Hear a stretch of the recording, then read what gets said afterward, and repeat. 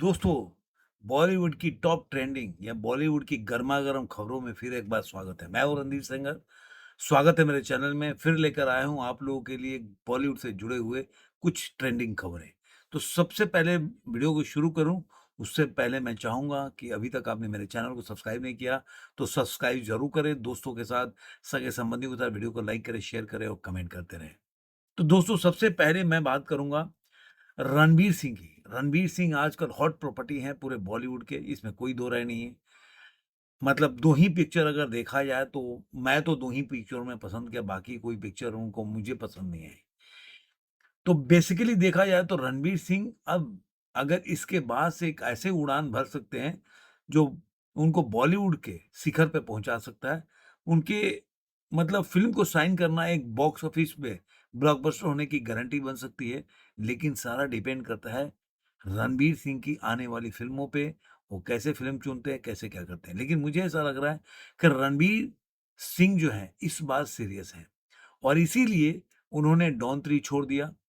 अब बहुत बड़ी खबर आ रही है रणवीर सिंह को लेकर कि रणवीर सिंह और आदित्य धर फिर एक साथ प्लानिंग कर रहे हैं बड़ी मूवी के लिए और मुझे लग रहा है कि जो खबर है उसके हिसाब से केवल आदित्य धर इस फिल्म में प्रोड्यूसर एज ए प्रोड्यूस नहीं करेंगे, इसमें रणवीर सिंह भी प्रोड्यूस करने वाले हैं और ये फ़िल्म है 2027 में मार्च में इस फ़िल्म की जो शूटिंग स्टार्ट हो जाएगी ऐसी खबर है। एक बड़े पैमाने का प्रोजेक्ट है और अभी ये जो स्क्रिप्ट है उस पे काम चल रहा है और बहुत इनिशियल स्टेज पे है इसका स्क्रिप्ट और आदित्य धर और रणवीर सिंह के ने इन इस पे काफ़ी बार मीटिंग भी हो चुकी है और इसके कास्ट और क्रू के बारे में बातचीत भी चल रही है। ये सब खबरें मैं आपको बता रहा हूँ और विचार जो है कि कौन-कौन से एक्टर होंगे, कौन-कौन से अभी उसको फाइनलाइज़ नहीं किया जा रहा है, लेकिन ये है कि रणवीर सिंह इसमें मेन लीड करेंगे और रणवीर सिंह ही इस फ़िल्म का जो उत्पादन में भी शामिल होंगे, प्रोडक्शन में शामिल होंगे।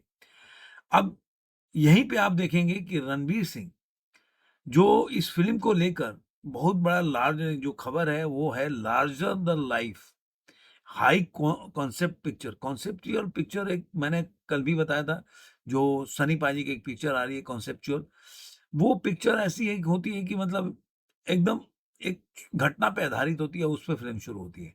तो र वैसे ही कॉन्सेप्ट पिक्चर पे काम कर रहे हैं और 2028 तक आपको बता देता हूँ, ये फ़िल्म जो है बॉक्स ऑफिस पे रिलीज़ हो जाएगी ये फ़िल्म। आप जानते हैं इसके पहले जो आदित्य धर थे, ऐसा नहीं कि वो पहले उन्होंने फ़िल्म में ट्राई नहीं किया, उरी के पहले ऐसा नहीं है। एक कश्मीरी पंडित हैं और काफ़ी जुड़े 43 साल के हैं। 2006 में वो दिल्ली से मुंबई गए। एक असिस्टेंट डायरेक्टर के तौर पर उन्होंने शुरुआत किया, उन्होंने गीतकार और डायलॉग राइटर भी थे, बाद में डायरेक्टर बने। काबुल एक्सप्रेस, हाले दिल और डैडी कूल जैसे फ़िल्मों में कंपोज़र राघव सचर के लिए लिरिक्स भी लिखे हैं उन्होंने। प्रदर्शन के साथ असिस्टेंट डायरेक्टर का काम भी किया है। आदित्य धर ने आक्रोश, तेज और जैसी फ़िल्मों में डायलॉग राइटर के तौर पे भी अपना जगह बनाया था। उन्होंने एक फ़िल्म थी शायद अगर उरी अटैक नहीं होता तो शायद उनकी पिक्चर बन गई होती। रात बाकी नाम था जो कि धर्मा प्रोडक्शन के तले बना था 2016 में लेकिन उस समय उरी अटैक हो गया उसके बाद उन्होंने फ़िल्म को रोक लग गई क्योंकि उसमें फवाद खान जो थे वो एक्टर था।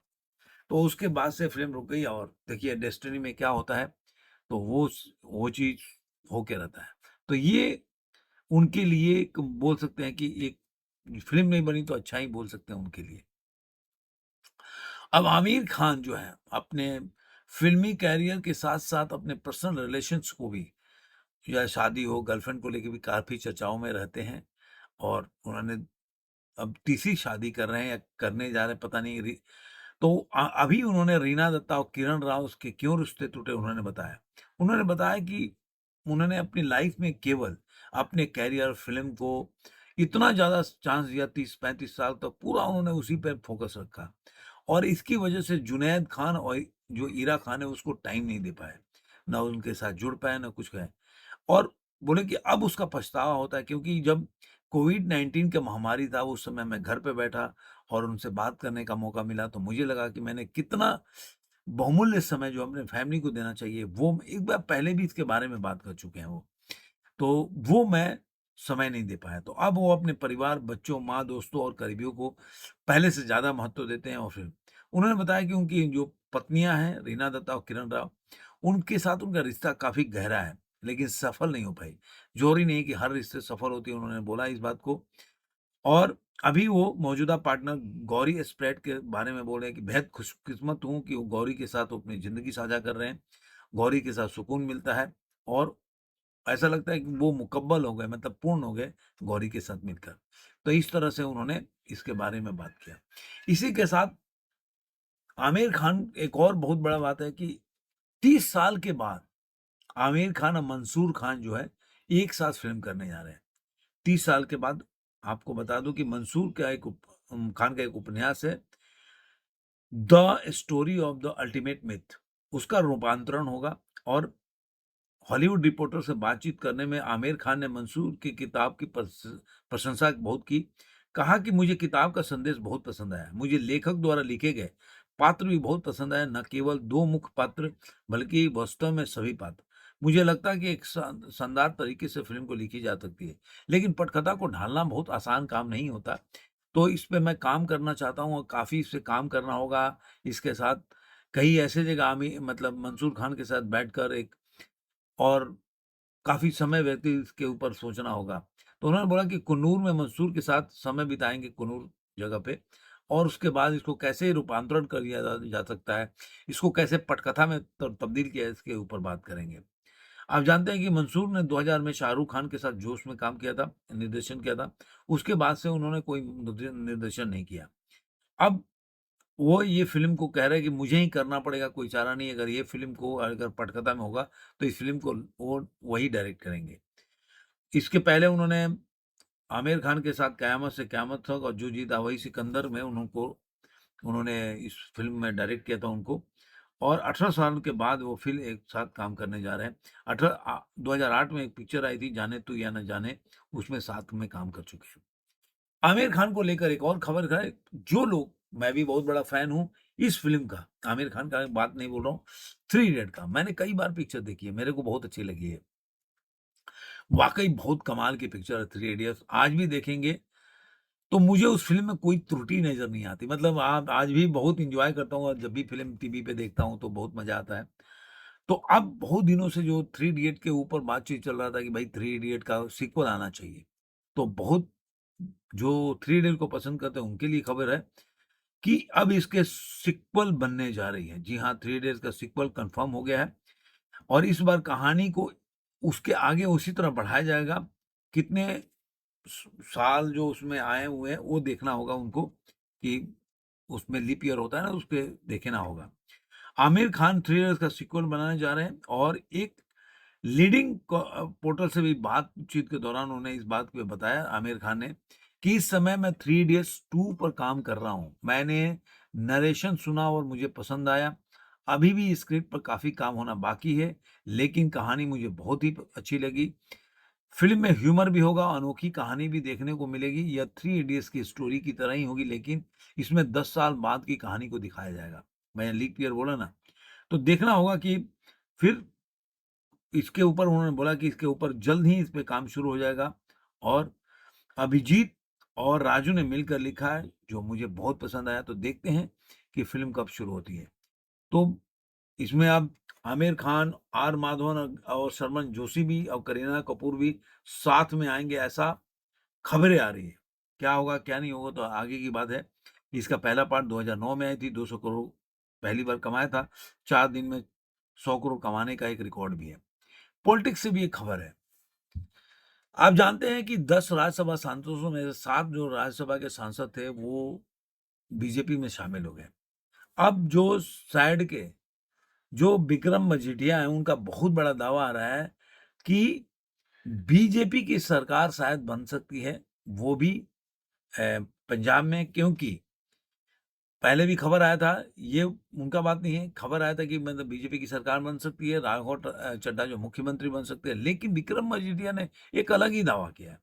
उन्होंने कहा कि जो पंजाब में 3 सांसद जीते हैं, उनमें उनमें से गुरमीत सिंह मीत हेयर, मलविंदर सिंह कंग और राजकुमार चब्बे, ये तीनों भी बहुत जल्दी बीजेपी में शामिल हो जाएँगे, ऐसा उनका कहना है।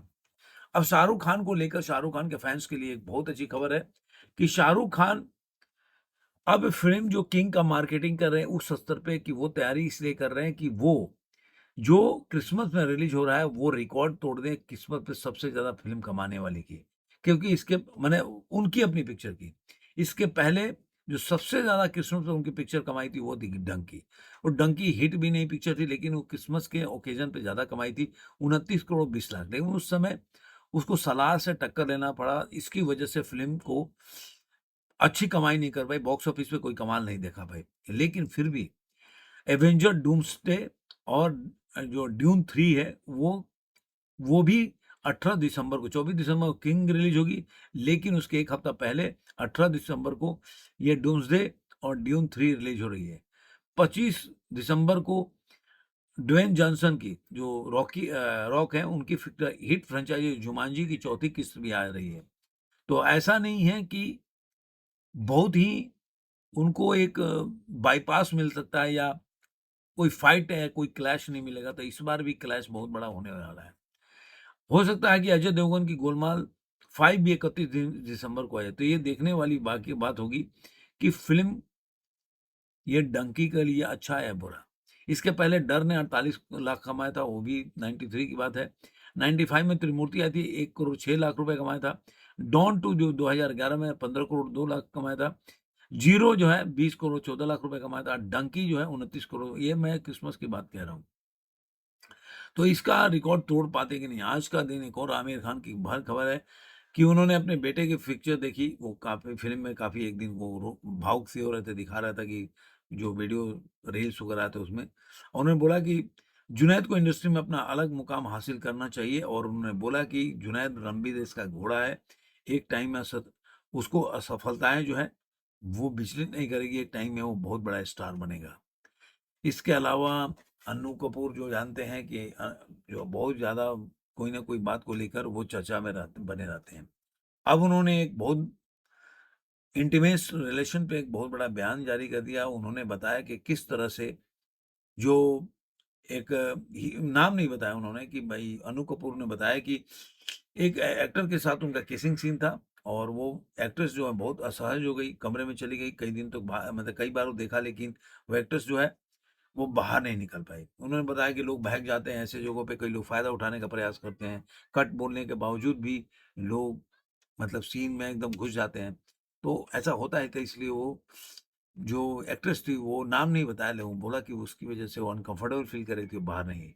उन्होंने ये भी बताया कि 7 को माफ़ में एक सीन था प्रियंका चोपड़ा के साथ किसिंग का, तो प्रियंका चोपड़ा ने साफ मना कर दिया उनके साथ करने के लिए, लेकिन उन्होंने एक बहुत ही ऐसी बात बोली कि प्रियंका शायद मैं एक बड़ा स्टार होता या देखने में अच्छा होता तो शायद कर लेती, क्योंकि मेरा ना मैं बड़ा स्टार था और ना मैं देखने में अच्छा हूँ, इसलिए वो फ़िल्म में मेरे से वो उनको दिक्कत था और मेरी पर्सनैलिटी या लुक्स की वजह से प्रियंका ने मना कर दिया। आप जानते हैं कि अभी धुरंधर 2 जो है वो 42वाँ 43वाँ दिन चल रहा है। अभी तक देखा जाए तो मतलब अगर सैकनी के डाटा देखें तो 1782 करोड़ वर्ल्ड वाइड कलेक्शन है और कुछ 54 करोड़ के आसपास इंडिया नेट का कलेक्शन है। लेकिन अगर कोई मूवी का रिपोर्ट देखें तो ये आपको 1795 के आसपास का कलेक्शन बता रही है वर्ल्ड वाइड में और 54 से 55 करोड़ का बता रही है। एक और जो box office Asia box office collection है, उसने बताया है, उसने पोस्टर जारी किया है कि 1902 करोड़ मूवी कमा चुकी है और 13 सौ कुछ रुपया वो इंडिया नेट में कमा सकी है। तो ये अलग-अलग रिपोर्ट्स आ रहे हैं, अभी कितना कौन को सही माने और कौन गलत वो देखने मिलेगा। राघव चड्ढा की एक यह कांग्रेस की एक कैंडिडेट है, वो राघव चड्ढा की दीवानी है और उसने खुद बताया इस बात को कि कैसे उसका दिल टूट गया। बिग बॉस 16 से अर्चना गौतम काफ़ी वो जो बोलेंगे कि काफ़ी ज़्यादा वो फ़ेमस हो गई और उन्होंने फ़िल्मी ज्ञान को इंटरव्यू में पर्सनल पसंद को क्रश को लेकर खुलकर बात की। उन्होंने बताया कि वो मतलब राघव चड्ढा के बारे में ही बताया था कि उसकी शादी हो गई लेकिन वो उसका क्रश था और वो जो है लेकिन उसकी शादी हो गई। 2018 में मिस बिकिनी इंडिया का खिताब जीता था। मिस कॉस्मोस वर्ल्ड में भारत को रिप्रेजेंट किया था ग्रेट ग्रैंड मस्ती में, हसीना पार्कर जैसे फ़िल्मों में काम कर चुकी है, ये हैं। इन्होंने कांग्रेस जॉइन किया 2021 में, कांग्रेस को जॉइन किया और 2022 में उत्तर प्रदेश के हस्तिनापुर से उन्होंने विधानसभा लड़ी थी, एमएलए की थी, वहाँ वो चुनाव हार गई थी। दोस्तों, सनी पाजी को लेकर एक खबर है कि सनी पाजी जो जानते हैं कि लाहौर 1947 वो प्रीति जिंटा के साथ वो फ़िल्म कर रहे हैं और वो इसी अगस्त को रिलीज़ होने वाली है लाहौर 1947। लेकिन उन्होंने एक पोस्ट किया अपने इंस्टाग्राम अकाउंट पे जहाँ पे वो आईपीएल मैच देख रहे हैं जहाँ पे प्रीति जिंटा जीत जाती है। उनको उन्होंने विश भी किया और बताया कि किस तरह से मेहनत करने के बाद वो जीत गई। उन्होंने जो पोस्ट किया उसमें वो जो आईपीएल मैच देख रहे हैं और कुर्सी पे चेयर पे बैठे हैं और वो प्रीति जिंटा को उसके बाद विश करते हैं। आप जानते हैं वो मैच जीतने के बाद प्रीति जिंटा मंदिर भी गई थी। तो एक्टर लोग का ऐसा होता है कि जो लोग फ़िल्मों में काम करते हैं, एक-दूसरे के साथ काम करते हैं, तो और आजकल सनी पाजी पहले तो ऐसे नहीं थे, लेकिन आजकल सनी पाजी भी ये सब मतलब लोगों के साथ जैसे बोल सकते हैं कि किस तरह से वो मतलब मतलब आजकल थोड़ा बोल सकते हैं बॉलीवुड में फ़ैमिलियर हो गए हैं। पहले ऐसे नहीं था सनी पाजी के साथ कि वो फ़ैमिलियर थे, वो ऐसी चीज़ें जो है, वो नॉर्मली करते नहीं थे।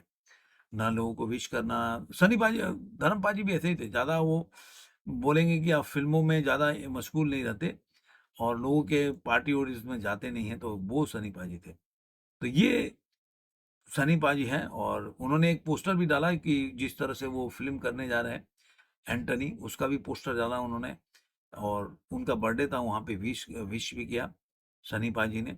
तो सनी पाजी आजकल ये सब कर रहे हैं और अच्छी बात है। तो देखते हैं और आपको ये वीडियो कैसा लगा ज़रूर कमेंट में बताइएगा। फिर मिलेंगे किसी और वीडियो में, आज के अंक में इतना ही।